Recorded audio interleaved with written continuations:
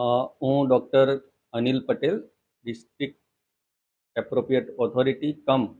Chief district health officer, Surat.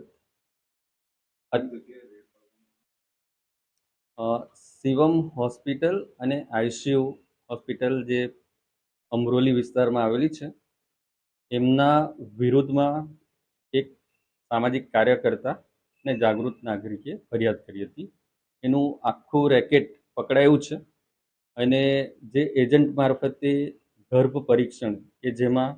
બાબો કે baby એટલે કે છોકરો કે છોકરીનું પરીક્ષણ કરવામાં આવતું હતું અને એના જે પેશન્ટ સગર્ભા બહેનોને અહીંયા મોકલવામાં આવતા હતા, એનું ડિટેલમાં તપાસ કરીને જે એજન્ટો હતા ત્યાંની ફરિયાદ હતી, એમના થ્રુ જાણવા મળ્યું કે શિવમ હોસ્પિટલમાં મોકલવામાં આવે છે. તો અત્યારે અમે આ એકદમ સાચી અને સચોટ માહિતી છે, એટલા માટે આજે પીસીપીએનડીટી એક્ટ ગર્ભ પરીક્ષણ ન કરી શકે એ કાયદાનો ભંગ કરેલો હોવાથી આજે સોનોગ્રાફી મશીન છે જે અમારા પીસીપીએનડીટી એક્ટ હેઠળ રજિસ્ટ્રેશન પણ છે, તો કાયદાનો ભંગ કર્યો હોવાથી એને મશીન સીલ કરીને એની કાર્યવાહી કરી રહ્યા છે.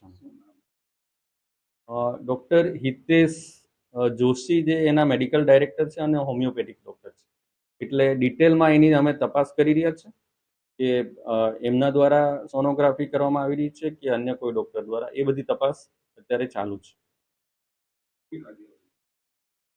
અત્યારે આ મશીન અમે સીલ કરી રહ્યા છે, જેની કાર્યવાહી અત્યારે ચાલુ છે અને આ